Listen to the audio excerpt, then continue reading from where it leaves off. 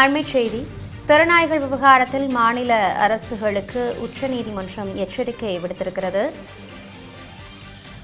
தெருநாய்கள் விவகாரத்தில் மாநில அரசுகளுக்கு உச்சநீதிமன்றம் எச்சரிக்கை விடுத்திருக்கிறது. அதனை அண்மைச் செய்தியாக நாம் பார்த்துக் கொண்டிருக்கிறோம்.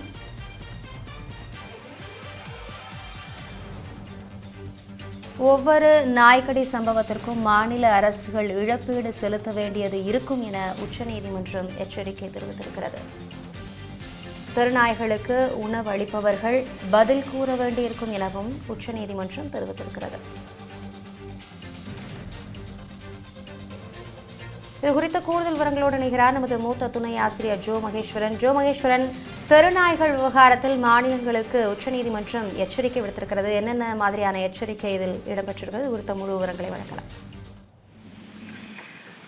அபிராமி, திருநாய்கள் விவகாரம் என்பது இன்றைக்கு உச்சநீதிமன்றத்துல வாதத்திற்கு உரியதாக மட்டுமல்ல, இது பொது தளத்துல விவாதிக்கப்பட வேண்டிய மிகப்பெரிய பிரச்சனையாக இன்றைக்கு மாறி இருக்கிறது என்று உச்சநீதிமன்றத்தினுடைய நீதிபதிகள் விக்ரம்நாத், சந்தீப் மேத்தா, அன்சாரியா தலைமையிலான அந்த அமர்வு, 3 நீதிபதிகள் அமர்வு இன்றைக்கு குறிப்பிட்டிருக்காங்க. அந்த தெருநாய்களோட கடியினால பாதிக்கப்படுபவர்கள், உயிரிழப்பவர்கள், குழந்தைகள், பெரியவர்கள் யாராக இருந்தாலுமே அந்த உயிரிழப்புகளுக்கு உரிய நடவடிக்கை, இதை தடுக்கிறதுக்கு மாநில அரசு அல்லது உள்ளாட்சி நிர்வாகங்கள் நடவடிக்கை எடுக்கணும். திருநாய்களுக்கு உணவளிப்பவர்களுக்கு அதுக்காக ஒரு இடத்தை ஒதுக்கணும். திருநாய்களுக்கு பொது இடங்கள்ல உணவளிப்பவர்களும் அதற்கு பொறுப்பேற்க வேண்டும் என்றெல்லாம் சொல்லியிருக்காங்க. அதுல மிக முக்கியமா சொல்லணும்னாக்கா, திருநாய்களால பாதிக்கப்படுபவர்கள், ஒரு நீதிபதியே திருநாயினால பாதிக்கப்பட்டு விபத்துக்கு உள்ளாகி இருக்கிறாங்க, ஒவ்வொரு நபருமே இதனால பாதிக்கப்படுறாங்க அப்படின்னு உச்சநீதிமன்றம் கடந்த 9ஆம் தேதி இது அமர்வின் முன்பாக விசாரணை நடைபெற்ற போது சொன்னாங்க. இன்னைக்கு என்ன சொல்லியிருக்காங்க அப்படின்னா, ஒவ்வொரு திருநாய்க்கடி சம்பவத்துக்குமே மாநில அரசுகள் இப்ப இந்த திருநாய்களுக்கு தனியாக ஒரு காப்பகத்தை ஏற்படுத்தணும். தெருவுகளை, எந்த தெருக்களிலுமே திருநாய்களுடைய நடமாட்டம் இல்லை என்பதை வாகனங்கள்ல சென்று ஆய்வு நடத்தி அதை உறுதிப்படுத்தணும் என்றெல்லாம் சொன்னவங்க.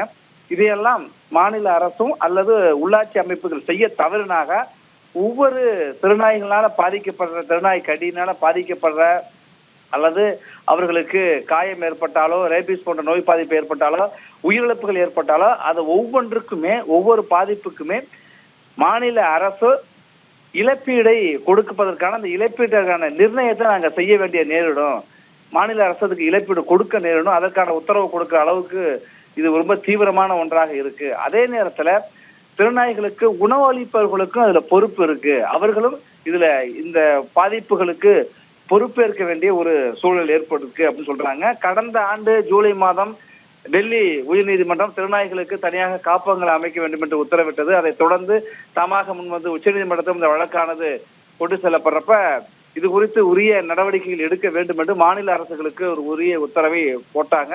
அதே போல பிறப்பித்தாங்க. அதை தொடர்ந்து நவம்பர்ல பொது இடங்கள்ல, மருத்துவமனைகள், பயில் நிலங்கள், பள்ளி கல்லூரி வளாகங்கள் பகுதிகள் எல்லாம் திருநாய்களுடைய நடமாட்டத்தை முழுமையாக குறைக்கணும், அப்புறப்படுத்தணும் என்றெல்லாம் உத்தரவிட்ட சூழல்ல தொடர்ச்சியாக உச்சநீதிமன்றத்தினுடைய அமர்வு, விக்ரம தலைமையிலான அந்த அமர்வு விசாரணை நடத்திட்டு இருக்கிற சூழல்ல இப்போ உரிய நடவடிக்கையை நீங்க எடுக்கலைன்னா ஒவ்வொரு பாதிப்புகளுக்கும் மாநில அரசே பொறுப்பேற்க வேண்டும். அதற்கான இழப்பீட்டுக்கான நிர்ணயம் செய்யக்கூடிய நிலைமை ஏற்படும். இப்ப திருநாய்களுக்கு மட்டுமா உணர்ச்சி, மனிதர்களுக்கு இல்லையா, அதில் பாதிக்கப்படுற மனிதர்கள் நீங்க பாக்குறது இல்லையா என்கிற கேள்விகள் எல்லாம் எழுப்பியிருக்காங்க. இதெல்லாம் எழுப்பி இந்த வழக்கை வருகின்ற 20ஆம் தேதிக்கு ஒத்தி வைத்திருக்காங்க. அபிராமி,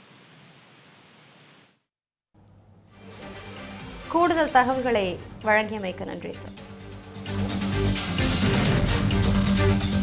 இந்த பண்டிகை நாட்களை முன்னிட்டு வில்லா மனைகளை முன்பதிவு செய்து ஸ்டாம்ப் டியூட்டியில் 50% வரை தள்ளுபடி பெறுங்கள். Premium villa plots across Tamil Nadu from 4.5 lakhs to 3 crores. One G Square. For details call 8939750009.